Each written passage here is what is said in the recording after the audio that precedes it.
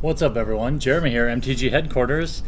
I just got back from my first ever real life IRL Magic draft. Prove it. Here's my temporary membership card, my first DCI number.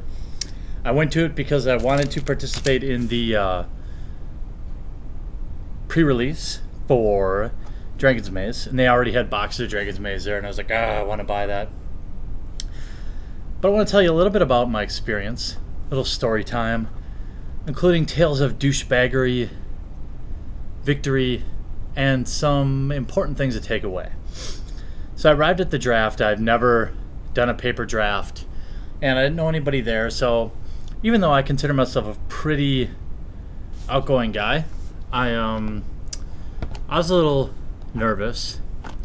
And there was only, I think, 6 people there. No, 6 people or so. And so I pre-register for my midnight pre-release. I registered for Selesnya. And, registered for my pre-release and then the draft. So it was like $55 by the time I was out of it. So that's pretty much all the cash I brought. And so the draft gets underway, and we start picking our cards. I'm noticing that mostly Boros is going undrafted in pack 1. Pack 1, pick 1 was like a pretty terrible pick. It was like a Daring Skyjack or something. It was that bad. There was nothing in that pack. And then I kept kind of drafting, and there was a Wojak Halberdiers, and there was another like a Bomber Corps, and things like that. But I want to tell you a little bit about the experience for me as I kind of cycle through my sidebar. So the first initial thing I got was it was very much like drafting online. But one thing happened is with only a few people, somehow, can you believe I didn't put Hellraiser Goblin in my deck? Only a few people, we managed to screw up the picks. Now, I guess what happened was, allegedly, I took a pile that was like, the dude next to me picked his cards and set down the card. So naturally, I'm picking my cards. I grab the stack that's right there. I pick a card and then I pass it. Well, at some point, the guy next to me only had 21 cards, and everyone else had 24 or something like that. And so, in a roundabout way, he's like, well, tell me what I got to do. This guy next to me picked a pile that wasn't cards and then picked. So he's blaming it on me, right? He had no proof at all. And even if it was that, he should be the one to know that. Don't put a stack of cards face down next to you and not expect me to think, okay, that's your pack, right? So he ends up having to pick a couple cards of crappy cards that were left. Whatever, he throws a hissy fit. It's his own damn fault. Then in match 1, I draft Boros, and I'll show you my deck here. And the guy I'm playing is real cool. I crush him in game 1, and even at this point I'm kind of nervous about, okay, well, how do I do triggers and all that stuff? That's part of the reason I drafted Boros. I did get a Gideon. Part of the reason I drafted Boros is because I'm like, okay, well, I don't have to worry about announcing or extort or whatever. And here's a lesson I learned. He ends up equipping some artifact that I forget what it's called, Spellbinder Staff or something. It's +1/+2 and cannot be blocked by flyers. But the way he said it to me was that it's flying, and I know. Based on the guy was cool, I know he wasn't trying to pull an over on me. He genuinely misread the card, and we treated it as though it were flying. So there were in game 2, I crushed him in game 1. Game 2 came around, and he beat me because I couldn't block this flyer that we both thought had flying. And so then we go to game 3, and the same thing happens, and then a guy walks over. He's like, dude, why didn't you block that? And I'm like, because I don't have a flyer. And he's like, oh, no, that says it can't be blocked by creatures with flying. And I think both of our reactions at that point were like, oh, crap. So he felt bad, I felt bad, but what was done, and I couldn't go back. So important lesson is, even if you think you know, you should really read the cards. I mean, I've played more sealed in Gatecrash than I think any other set, and I manage, because nobody plays that card. I never see that card in draft. And so I ended up losing that match. And he felt horrible, and I felt worse, right? Because I should have won. I should have been 2-0. Instead, I lose the first match 2-1. Second match, I just absolutely run the guy over, and then it gets to the finals. Now let me go through my deck at this point, because I want it be a little bit more of a story tell. So apparently nobody's drafting Boros. I mean, I just kept getting Boros cards passed to me, ones that were so good that I had to like pass taking removal. So I had 2 Court Street Denizens. I never used sideboard at all. Fortress Cyclops, a Daring Skyjack ×2, and this is my pack 3 pick 1, because I'm like, God, I need some removal. I had 2 Assault Griffins. I actually got a Gideon. I mean, granted, I should have won this thing based on the cards. I had a Gideon. I put in some Massive Raid, which I don't love for removal, but I was desperate to find a removal. But I ended up with 4 Wojak Halberdiers. And then in all these removals, these 2 Muggings came in pack 3. Then a Nav Squad Commandos, a Bomber Corps, and then an Aurelia the War Leader.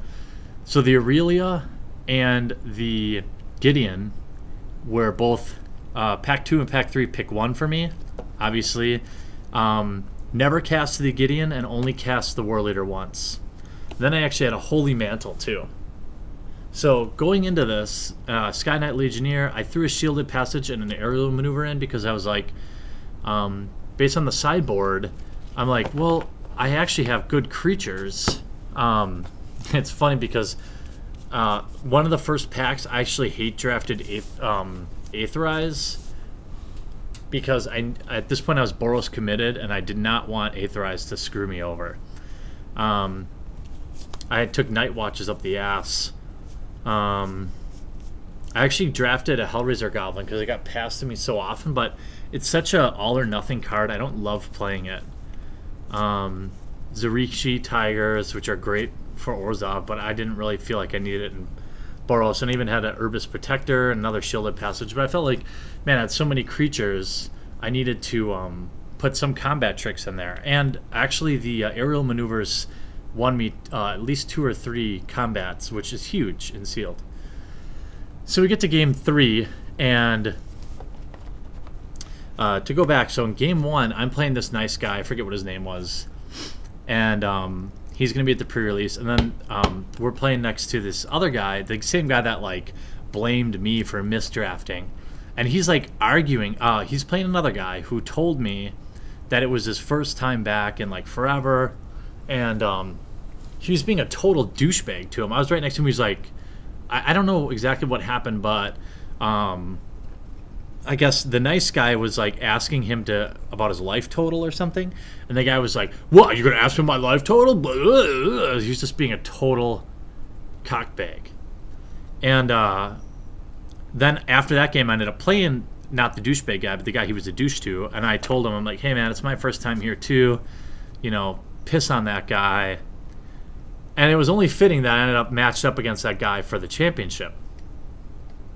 So in game 1, I had board dominance. I had like 2 Halberdiers and a Bomber Corps, and then I spiked the Aurelia in turn 6. Game over.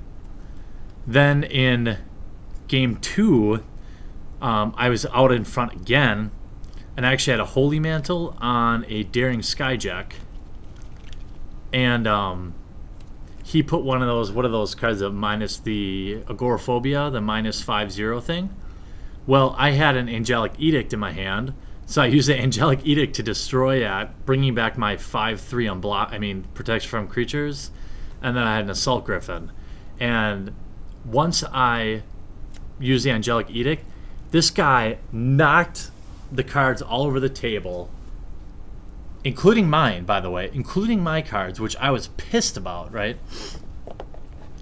But the Tale of DoucheBagary, which is funny, is In game 2, he's already losing. I have 20 life. He never did 1 damage to me in either game. Actually, he extorted me for 1. So it was so fitting that I beat this asshole.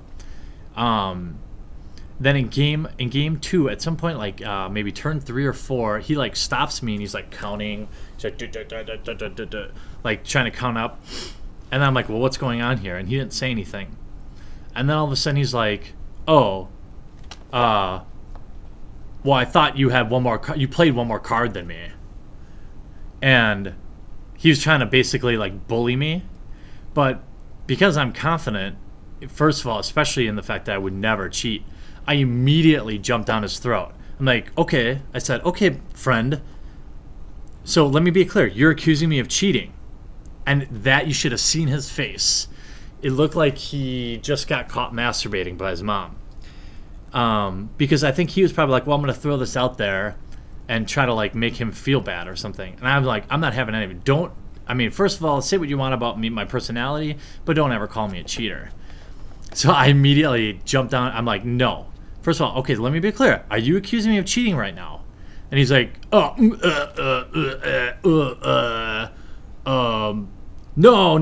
I actually think I missed a draw. I'm like, okay. And I said, okay. Because I don't fucking cheat. This is exactly what I said to him, and everyone looked at me. And I think it ended up making him look like even worse of a douchebag, right? Because they don't know me from Adam, but I'm not going to let somebody sit there and... Basically, he was being a coward and, like, insinuating. Because he felt like I wasn't going to say anything. But I was all over it. I'm like, no, buddy. So anyway, yes, I ended up with the nuts. I was already drafting Boros. Pack 2 and Pack 3 ended up opening Aurelia and then a Gideon. I mean, it doesn't get any better than that. Granted, the Gideon never played, and the Aurelia only played once. And again, the other bomb, Holy Mantle, only played once. So when it comes to drafting, the most important thing for me was the Angelic Edict and like the 2 Daring Skyjacks and 4 Wojak Halberdiers. That was the entire deck, and the Muggings, even though I only used 1 Mugging once. In this 40-card deck, I used an aerial maneuver. It was a role player. But these 4 Halberdiers, and I never used Massive Raid, never used Gideon, and these Assault Griffins actually were really good. So the key is like when you're drafting, it's not about bombs. It's about consistency, right? Like the Holy Mantle was unbelievable. He had to deal with it. Court Street Denizen was an all-star. If you looked at this. Basically, I drafted what some might say is like a miracle, like a perfect Boros deck. Not necessarily perfect, but very good. And so after he tried to accuse me of cheating, and then I quickly shut him down, he knocked the card, scooped, and lost. And I won. And instead of taking the cash, I decided, the first thing I thought about was you guys. I'm like, you know what? Give me some packs of Innistrad instead of the $20 or whatever it was. I'm going to open them up on my channel. And everyone there was like, oh, dude, are you going to open those up? And I'm like, nope, I have a Magic the Gathering channel, and I'm going to open them up when I get home. Nobody there knew who I was, and I wasn't surprised. But, so...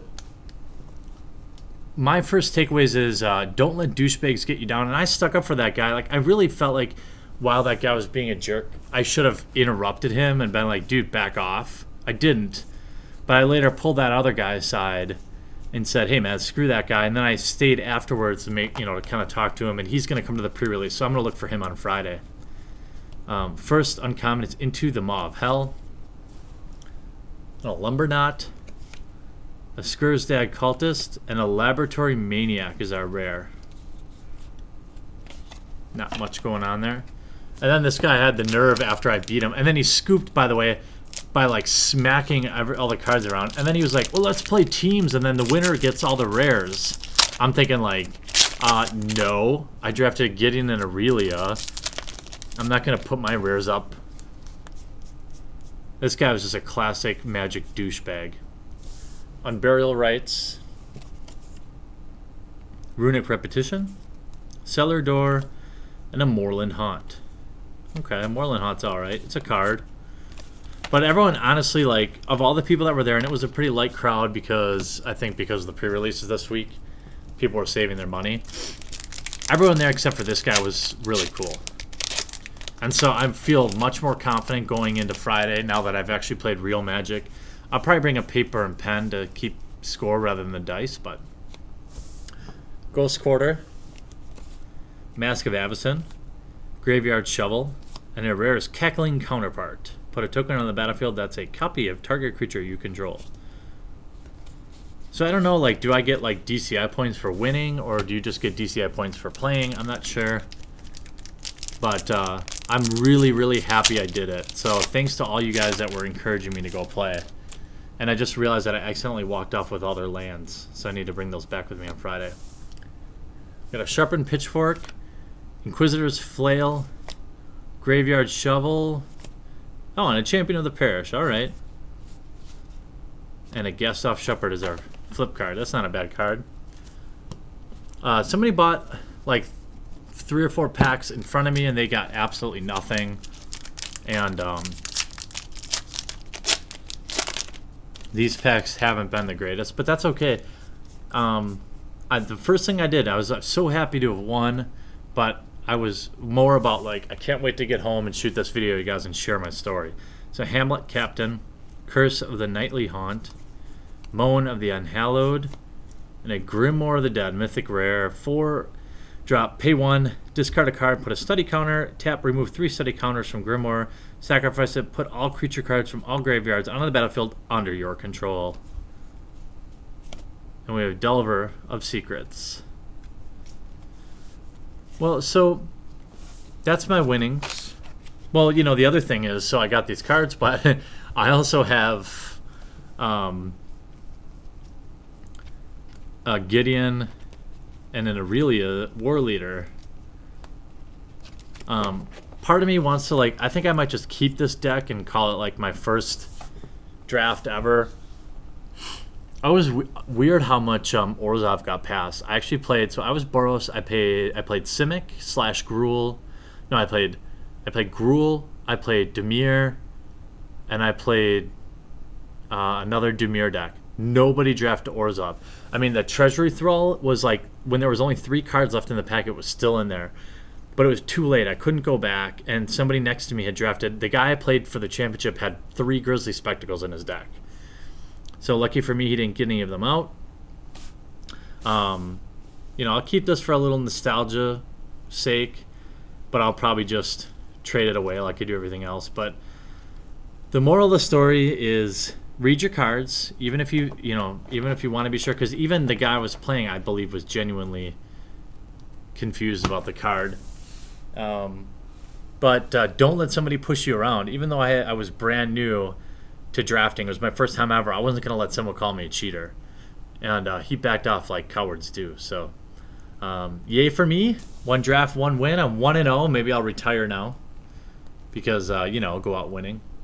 If it'd be awesome if you guys can remember your first draft story and you share it in the comment section down below. I really would love to hear that. And if you have any thoughts going into the pre-release on Friday, the Dragon's Maze pre-release, post them up on down below. And if you like this more like casual video where I share some Magic stories, let me know by crushing that thumbs up button below the video. And if you're new to the channel, make sure that you take a moment to subscribe to follow along with the fastest growing Magic the Gathering channel on YouTube. Thanks for watching this. We'll talk to you real soon.